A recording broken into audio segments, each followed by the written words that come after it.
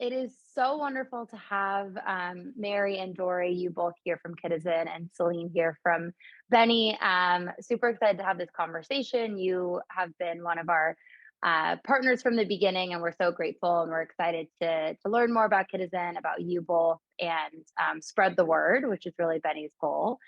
So wanted to kick it off and kind of share a bit of background both on your side and our side. So how about if you both could share maybe a brief intro about yourselves personally, and then a brief kind of background on Kidizen and why you're doing it, where it started, and then we can do it on our end. Celine, I'll let you go first, and then I'll jump in at the end.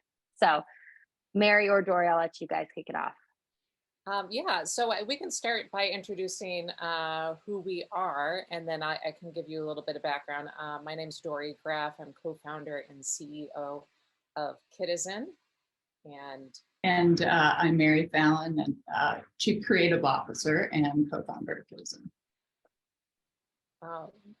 So do you want me to dive into a little bit of background on Kidizen? Yeah, maybe a little bit of background on Kidizen and why, maybe a little bit of why you both personally found yourselves working on Kidizen. Yeah. We launched Kidizen in 2014. Prior to that, Mary and I met at a digital agency. We both come from an agency background, Mary on the creative director side, and I was on the finance strategy side. And most of the accounts that we were on focused on retail, specifically diving deep into the consumer behaviors of moms. We worked with Target and Kohl's, and Mary's worked with Disney and Levi's and SeaWorld and others. And then we actually became moms ourselves. Our kids are 2 months apart. And so we went through that experience and really had the experience that we're solving for with Kidizen, where there's just an immense amount of stuff that comes into your house when you have a kid. That you use for a really short period of time, then you need to get rid of it, then you need to acquire more. We were like warehouse managers, trying to, deal with all of this stuff. And we really, it seemed very kind of over the top to buy all of this stuff new because we knew so much of it existed. And so really Kidizen was born out of the idea of leveraging technology to create a nationwide hand-me-down network for parents. Mary, you're welcome to add to that. That was a great intro. I think we really couldn't get over how much of the stuff was in perfectly good condition or just slightly used, or some of it not used at all. And communally, we own so much, and new parents especially feel inclined to buy new things. You have a new baby and you want them in new things, and that makes sense. But I think once you start, you have your second child, and then secondhand makes a lot more sense. That makes total sense. Yeah, sustainability was a huge piece of why we do what we do and what continues to motivate us. I love that. Yeah, I think obviously very aligned with us. And I think that intertwining of your professional backgrounds and your personal backgrounds. I know my sister has a 1.5-year-old, and she was just saying that. She was like, there's so much pressure when you're making your registry to buy all of this stuff new. And like half of it I don't even use, or her niece, my niece has like a very large head, which is very cute, but means that she doesn't fit a lot of like the hats that she bought and things like that. So you just like don't know, and there's a lot of pressure. So I think it's such an exciting like world to play in. I love that. Well, I want to hear more. Oh, sorry, go for it. Oh yeah, no, I was just going to say that increasingly I've seen more and more people putting Kidizen items on their registry through like baby list, which is great to see. I think that some parents are increasingly opening up to the idea of secondhand. I love that. Awesome. Well, I want to dive more into that, but we'll give a kind of a quick background on who we are, so we have that foundation. So Celine, you want to share a bit about yourself, and then I'll share a bit about me and a little bit on Beni. Yeah, so it's great to meet you both. I think that I'm one of the few from the team that have met you, so I've heard great things. So it's nice to be here with you. A little bit about me. My background is in software engineering. I'm the CTO of Beni and co-founder with Sarah. And prior to my software engineering background, I got a master's in environmental science and management from the Brent School at UCSB. So very much also joined the Beni team under this calling of making an impact in the circular economy and using my software background to do so. So yeah, that's a little bit about me. I'll pass it over to Sarah. Love it. So I'm Celine's co-founder and the CEO of Beni. I have a background in food and ag and in sustainability and in design innovation, and that was sort of this intersection of circular design and business that Beni was born out of, and kind of similar to what you all were saying with using technology to build a nationwide hand-me-down system. Beni is a software company designed to make re-commerce accessible to everyone everywhere on the internet. Because what we found is there's amazing businesses like Kidizen and others that are doing the heavy lifting of making resale available online, but there are so many people who didn't know how to access that. They'd say, I know I should buy this secondhand, but I don't have the time, or I don't know how to go find it because it's all this, as you know, one of one unique inventory. And so that was really why we built Beni, to sort of bring all of the amazing stuff that exists on sites like Kidizen directly to the user. So we're really, we love kind of the being able to support businesses like Kidizen. And on that, I'm curious, sort of, as you think about the last couple years, or since 2014, building Kidizen, what have you seen as changes in the resale space? Because I know there's a lot of talk now about, our goal is that resale will become the new norm, and there's a lot of talk about how much it's growing, and it's sort of becoming a big topic, but it hasn't always been the case. So I'm curious of your experience there. Yeah, I mean, we're definitely seeing more and more users turn to resale for a number of different reasons, and so that's exciting for us. I think the biggest change that we've seen since 2014 is conversations that we have with brands, and how much more receptive they are now than they used to be when it comes to resale. I think having some sort of resale component for a brand is becoming, kind of table stakes. Whereas previously, when we would talk to brands in ways that we might work together, the fear was that it was going to somehow cannibalize their sales, versus seeing the opportunity for that post-purchase re-engagement with a customer, providing a customer solutions. Really, loyalty is a huge piece of the benefits that you get through resale, and really communicating the return on investment that a customer can get when they go to sell an item. And so high quality brands that are meant to last, I think those are the ones that they retain their value in the secondary market.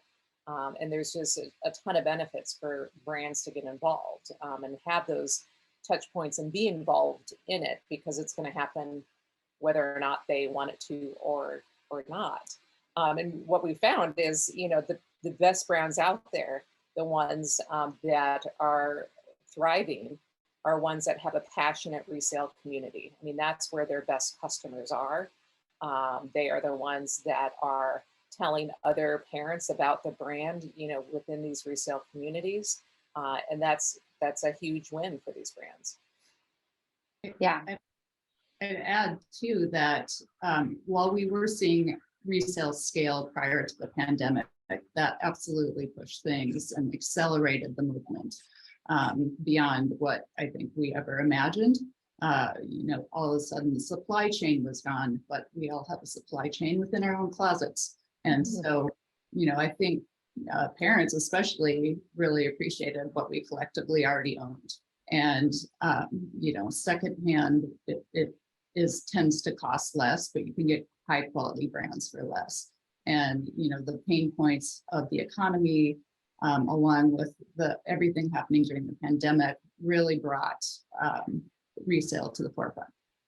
Yeah, I love that. I think it was interesting. I remember at the very beginning of the pandemic, I was working at Imperfect at the time, and that was also, everyone was ordering online groceries. And I remember looking at, I think people were unsure of what would happen with resale because of, was there stigma around the cleanliness? What was it going to look like? But I do think I love that way of thinking about it, of how resilient it is in the face of supply chain challenges, in the face of other things. There's so much value that exists, like in our own closets, in our own communities, and learning how to capture that in a scalable way, I think is really kind of this next phase of re-commerce. And kind of on a similar point, this is maybe a question for maybe more Mary and Celine, is, resale is, it is very strange inventory though. It's all one of one. It's like coming from peer to peer. There's a lot that's very different from a traditional e-commerce experience. So I'm curious, maybe Mary, on your end, from the creative standpoint, how you think about making a really beautiful experience for users in resale. And then Celine, maybe you can talk a little bit about, on the Beni side, how we think about kind of streamlining it, even though the data can be kind of strange. So Mary, we'll start with you. Absolutely. Well, I think secondhand really allows you to curate your own unique style. And everything is one of a kind. And so or your kiddo's style in our case, you're buying one of a kind pieces instead of something that everybody else has off the rack. And so our approach really in creative direction is to highlight the unique styles of the moms and the kids in our community. They don't necessarily want the latest trend. We say they are the latest trend, whatever that is that they curate on their children. I love that. Yeah, kind of like flipping it, where sometimes it's a challenge, and maybe Celine will talk a little bit about that. But on the other side, there's a lot of unique, beautiful, like beauty in that kind of unique aspect of it. Celine, I'll pass it to you. Yeah, so how Beni works on the Beni side is, we allow the user to shop the way that they would normally shop. So if a user is comfortable shopping on Patagonia, then they can remain shopping on Patagonia. And the value proposition is that we can surface the same or still similar alternatives for them from across resale platforms like Kidizen, for example. So we use a lot of AI on the Beni side to find a relevant alternative today, using the image, the way that the product is labeled, the size, the color, etc. But in the future, we would also love to layer on these elements of personal style, like you were talking about. Everybody has their own style, and so being able to capture more of the human element behind a user's shopping behavior is very exciting to us. And so that's something that we will be working on as well. So that's great. One feature that we have on Kidizen is for users can create their own collections. So really they're taking the best of what they like on Kidizen, and then they're sharing it with different themes. So I think I think moms especially love to express their own style through their children's fashion. And that's something that we found with that particular feature, is that's a way for them to do that. Yeah, I love that. Love that. I don't have a child yet, but I am excited to style my child someday. Yeah. And I found, through Beni, it's been great. I've purchased a number of things through Kidizen, from moms reselling. I imagine moms reselling on the platform. I have some vintage Gap mom jeans that I got, the taco sandals. So I also, I think it's great that it's a platform that both supports, children and moms, or parents in reselling their items. So it's been great. So kind of transitioning a little bit, but one thing that I love, since there's the four of us here, that I love to kind of hear is, what your kind of pitch is. Like if somebody came to you and said, like, I don't really get secondhand, like, why would I do this? Or they're skeptical about the quality, or they don't really understand like why it's better for the planet or how it works. Like, is it some random person just sending me my clothes? Like, what is this whole thing? Right. Because Benny's goal is to sort of help those people feel comfortable with this new type of e-commerce. And so would love to hear like your couple minute elevator pitch if someone was coming up to you and saying that to you, and we'll kind of go around in the table in the around the room. Yeah, so that's a good one. You know, there's so many benefits to resale. You know, so you can approach it from the sustainability side. You can approach it from the value side. You can approach it from the uniqueness. You know, that these are one of a kind items, and that you can, you know, really, you know, pull together your own style in a very unique way that isn't limited by what's, you know, currently on the racks. So for me, it would really be understanding what their hesitation is, because it really, you know, obviously I'm biased, but it seems like such a no-brainer, because now, you know, there's so much of this inventory is out there, so much, and it's now available through all of these people that are selling stuff from their homes. And it's such a wonderful opportunity on Kidizen, where when you're purchasing something, it just feels so good because you're supporting another family. And when you receive that item, you get, you know, often a handwritten note, and the, you know, thank you for supporting my small business and all of that, you know. So you know, a lot of people talk about how they get addicted to shopping on Kidizen because I think it does feel so good. And then all of a sudden you're connecting with other parents that are, you know, potentially like-minded or at a certain similar stage in terms of their kids' development. So yeah, I mean, I think it's, yes, there are people who are still resistant to it. Understanding what their hesitation is, and then, you know, presenting those benefits, I think is important. Love that. Mary, you wanna give your elevator pitch? Yeah. I mean, I definitely start out with the environment. I think fashion is the fashion industry is the second largest polluter, and resale is one of the most sustainable ways that you can fight pollution. And so I think that, you know, it's really, when you choose secondhand clothing instead of new, you really reduce the waste and help the planet. Individuals throw out 60 to 80 pounds of textile waste each year, and it takes years to break down. And so instead of sending your stuff to a landfill, resale is a logical choice, and you're earning money back for the next sizes and next purchases. So I think it's good for the planet. It's good for your pocketbook. It's kind of a no-brainer. I love that. Celine, how about you? Yeah, I mean, I'm on the same train. Yeah, I feel like a stat that we are always guided by at Beni is one by McKinsey and Company, which says that if 1 in 5 garments are traded through circular business models like secondhand, we would be much closer to reaching our fashions related emissions reductions targets for a 1.5 degree C world. So we are very much driven by the sustainability element on the Beni side, but really the part that gets me excited as well is having people really start to see their clothing as assets.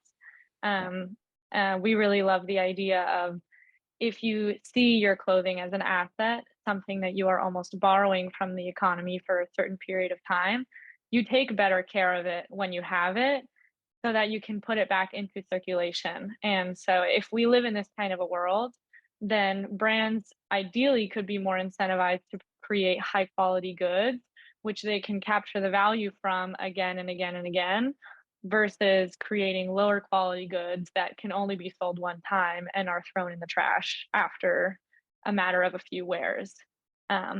So this is what I love most about resale. And I would say the folks at Beni agree. That's so Yeah. great. And that was perfect. I love it. That was Very well said. I think you totally nailed it. I agree. Thank you. Sold.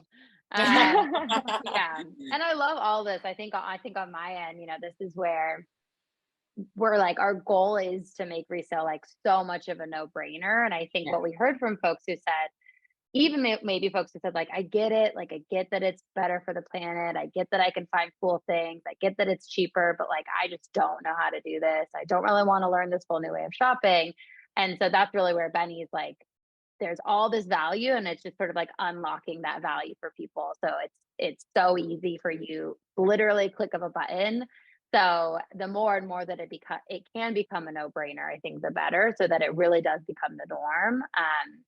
And I think that's where Trove's CEO at one point, he said, like, when he thinks about the future, thinking about a future where his kids would be like shocked to think about the fact that we used to just like buy everything new and throw it into the trash. Like, even now, thinking back to like my childhood, like, resale wasn't really a part of, hand-me-downs were and donations were, but I really didn't understand the other.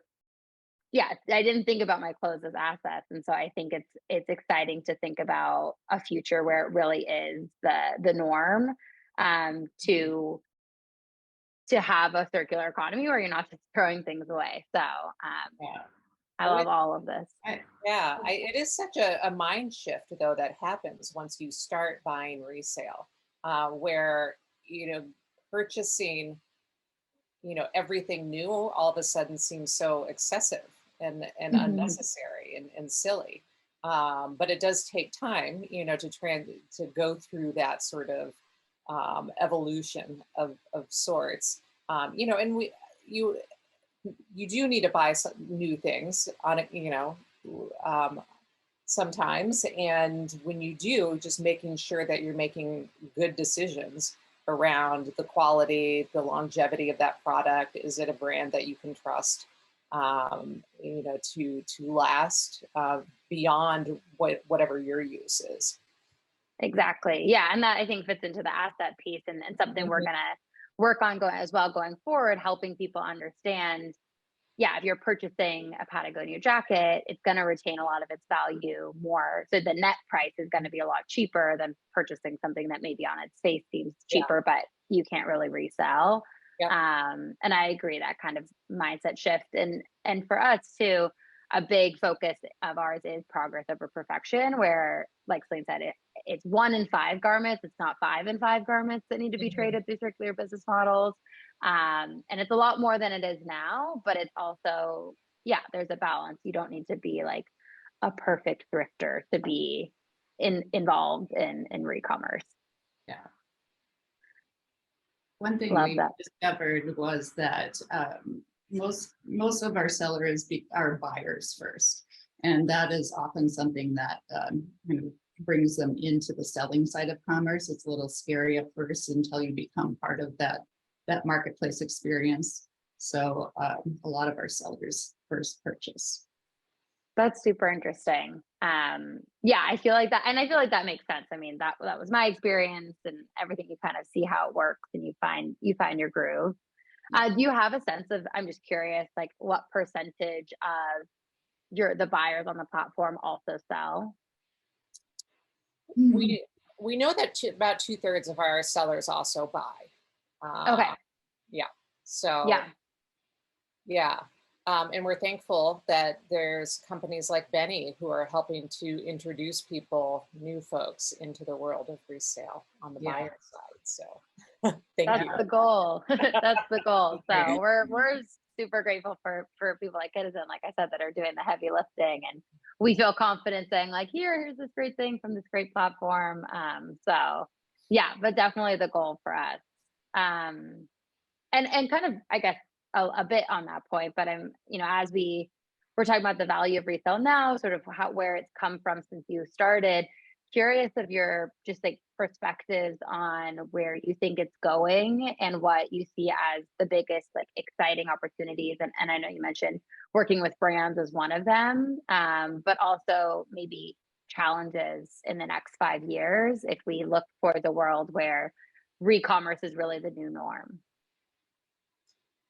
Yeah, I do think that brands are a big part of the equation moving forward, because they're the starting point of it all, and making sure that the items that they're producing can withstand multiple um, customers, and thinking beyond that primary consumer.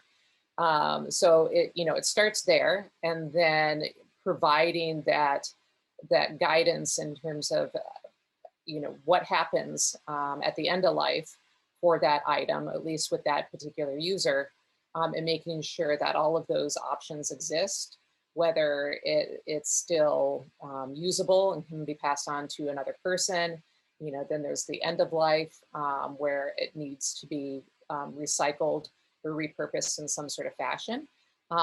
So I think that, sustainability, there's been so much focus on the front end in terms of materials, which is also incredibly important. It's now bringing it full cycle all the way through, beyond that purchase, and then what happens after that. So I think that is, that piece of it is really starting to come into realization, and the systems for all of that to be possible are starting to come together, and companies are starting to work together, like Beni and Kidizen, with a shared goal to really make this a stronger process for consumers, because it's going to need to be relatively easy and seamless. I mean, we're dealing with parents, they don't have a ton of time, so and I think that oftentimes buying something new and not even considering, secondhand first, is just out of convenience. It's just out of like, oh, I need this right now. I, have to go to the store and buy it because I know it's going to be there. How can we make secondhand just as easy, and allowing that convenience piece to really be there? And I think Beni plays perfectly into that. Couldn't have said it better myself. That's exactly the goal. And an interesting stat on I think ThredUp's most recent report. One of the reasons, I mean, it's interesting, kind of parents similarly, like they really don't have a lot of time. And ThredUp's report kind of focused on Gen Z as well, and sort of how Gen Z, is very vocal and open about their values and wanting to shop in alignment with their values around sustainability.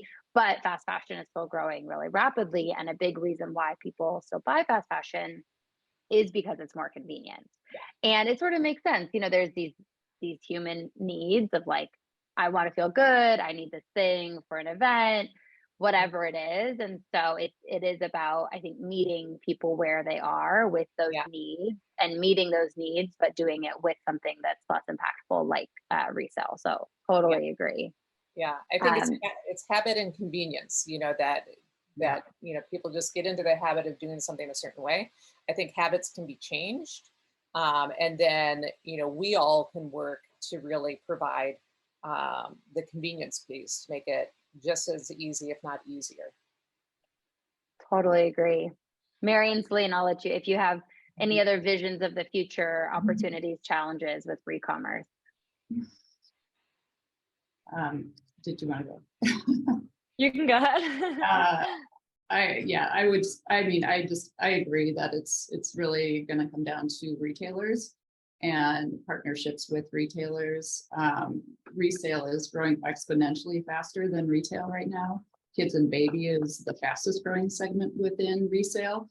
And so it's inevitable that retailers will need to embrace the resale of their brands and really access that the post-purchase journey of their customer. There are a lot of benefits to retail brands in doing so. A lot of customers are exposed to their brand for the first time through resale, and so gaining that new customer is a big part of the resale circularity. And so I think, we're going to walk into department stores like Target and see resale racks in their stores and places to drop off trade-ins. I think it's going to be a different world in even 5 years. Love that vision. Celine, I'll let you add if you have additional. Yeah, I mean, I think you guys have touched on it all for the 5-year vision. I mean, one of the big challenges that I also see moving forward, at least as well with Benny, and I'm curious to hear from your perspective how you guys are dealing with this at Kidizen is, when you shop online, regardless of whether it's secondhand or not, knowing that you're buying something in your size, and when you're shopping new, knowing that you can return it if it's not in your size is a really big de-risker of a purchase made online. And so something we're trying to tackle as well with Benny is continuing to de-risk the purchase that is being made online secondhand. But I'm just curious to hear from your perspective how you help increase the confidence to the consumer that they're making a purchase of a product in their size. And if they get the item and it doesn't quite fit the way that they expect it to, what Kidizen offers as a service post purchase. Yeah, I think that there's a huge opportunity there for us to provide more confidence around accepting returns or trade-ins or something along those lines. Essentially, I think as the mindset shifts in terms of, oh, you get this item, it doesn't quite work, but just like all the other items that you're no longer using, you're going to resell them. And so having that option, that path, in terms of all items that, so it's an item that you just got that doesn't quite work, and the other items that you no longer need, all of those kind of go into the same bucket, and providing an easy way, to relist and sell those items. Now, if you're just a buyer and not a seller and you have no interest in doing that, actually, we do tackle that group as well. We have style scouts who we have about 150 across the country who can sign on behalf of other people in their neighborhood. So they'll come and pick it up and they'll sell it for you. So that's, a convenience piece that we've added into the mix. But I think, is there an opportunity for Kidizen to take returns? That's definitely, something that we've contemplated. So, I think that's not, I wouldn't say that that's, out of the question. And I agree that, that having that consumer confidence, in terms of offering returns will add to the convenience and the confidence piece. Yeah. Another piece of it, I think, is seller education and really keeping that line of communication open between the seller and the buyer. And so the buyer can ask questions about the sizing, something that you wouldn't be able to do with the retailer online. You can really have a one-on-one conversation with that seller and understand what you're purchasing before it arrives on your doorstep. Yeah, that's such a good point. Is it true to size? Does it run big? Does it run long? All of that. Yeah. Mm-hmm. Yeah. How does it fit you? What size are you? Yeah. Exactly. Yeah. Yeah. Yeah. And I think that's where, to your point, what we thought, it's something that is another great thing about re-commerce is that, a return is just relisting. And so you're using the same supply chain as you are for, it's the same supply chain, whether you're listing it for the first time or you're relisting it because it doesn't work for you versus with new garments, the returns kind of is a totally different supply chain, and the reverse logistics there of getting it back into circulation can be challenging. So I think we think there's such exciting opportunities there. And definitely agree with what you said, where it's sort of also a mindset shift there, that it's not like the same as like I buy this new and then I return it and then it's gone. It's like it's all garments that are in trade in the system. So I love that. Well, I have one sort of main more question, and then I'll kind of open up the floor if there's anything you all or we want to share with the community. But I think it is clear that we are all women founders on this call. And so I'm curious,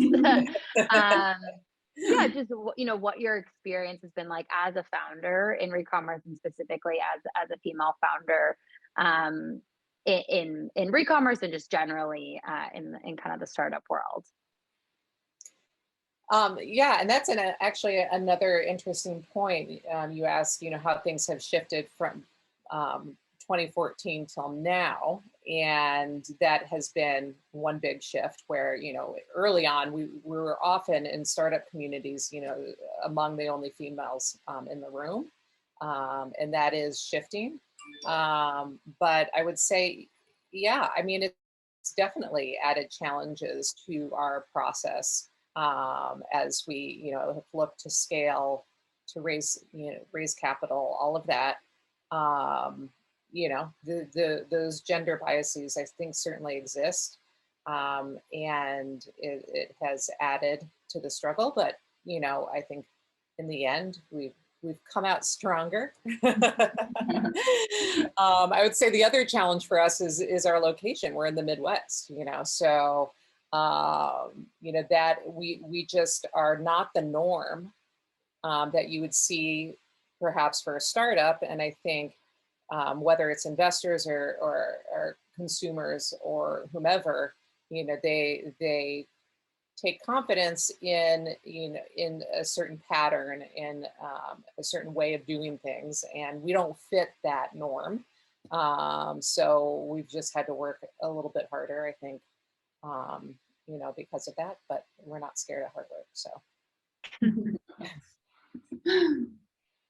Yeah, we actually started working together in 2009 on the first version of Kidizen. So we've been doing this for a very long time, and it's absolutely changed. The environment has changed toward the better. But at the time, I think we were considered old then, and old to be doing this, old women, not your typical young Silicon Valley dudes who had the overnight success in their garage.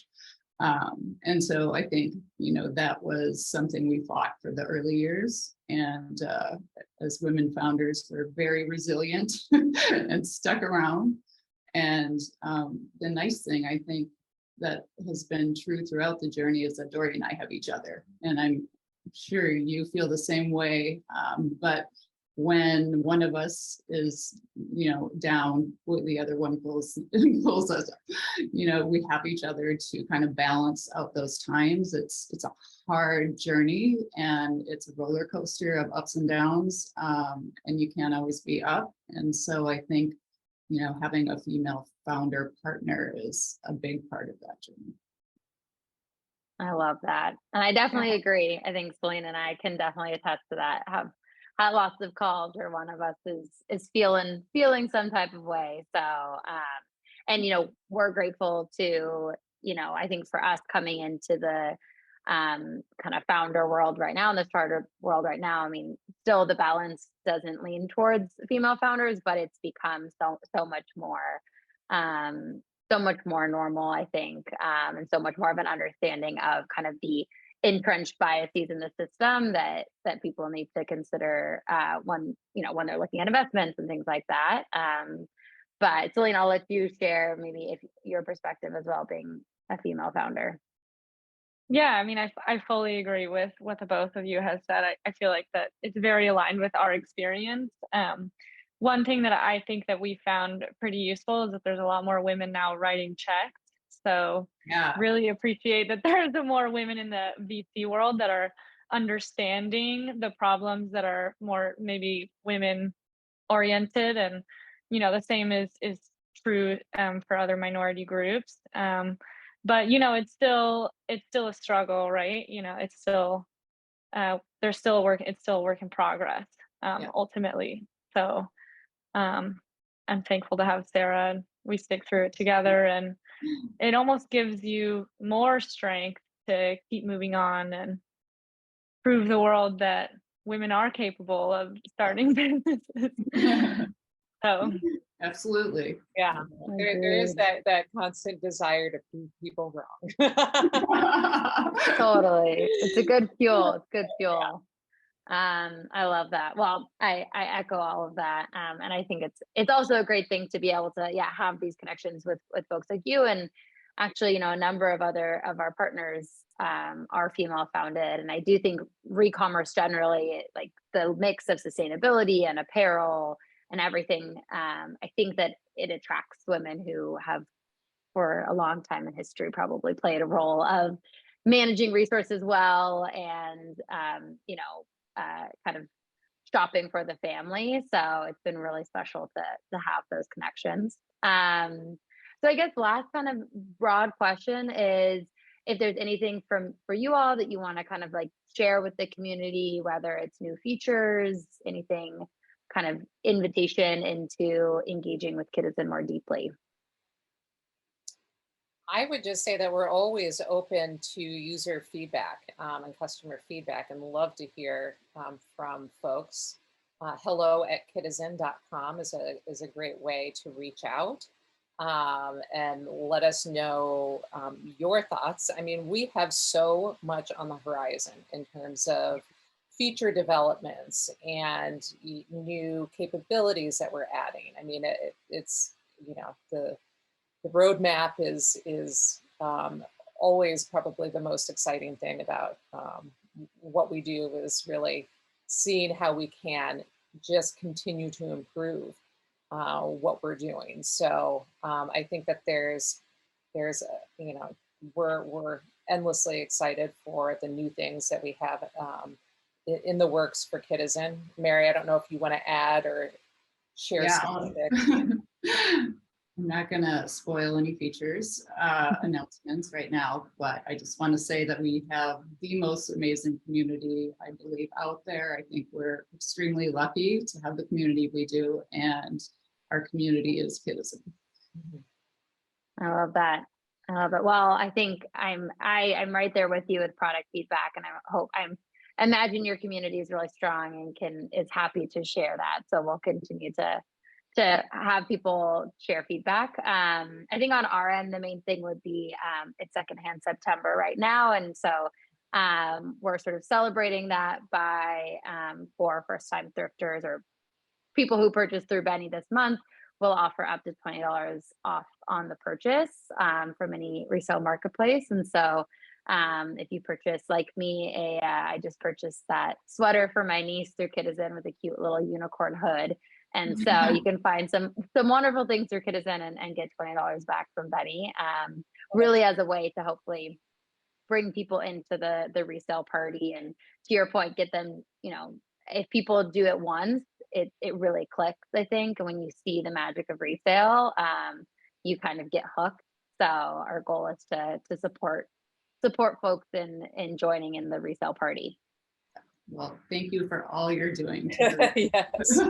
for us and for other marketplaces. You're really bringing re-commerce to the forefront and making it part of the daily shopping experience. I think it's so important. It's a genius idea. I wish I would have thought of it first. No, I really appreciate it, and it wouldn't work without folks like you doing the heavy lifting of actually making it available. So we're really grateful, and that's the beauty of the circular economy and of these partnerships, is the win-win of it all. So we're really, really grateful.